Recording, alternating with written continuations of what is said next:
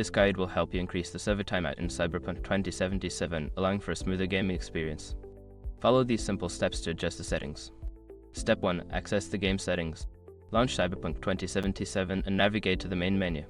From there, select Settings to enter the configuration options for the game. Step 2. Locate Network Settings. Within the Settings menu, look for the Network tab.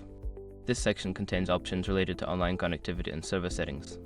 Step 3. Adjust timeout settings. In the network settings, find the option labeled Server Timeout. You will be able to increase the timeout duration by selecting a higher value from the available options. Step 4. Save changes.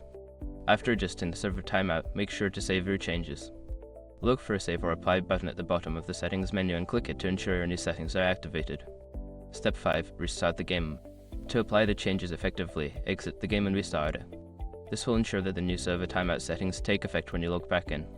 By following these steps, you should be able to increase the server timeout in Cyberpunk 2077 easily.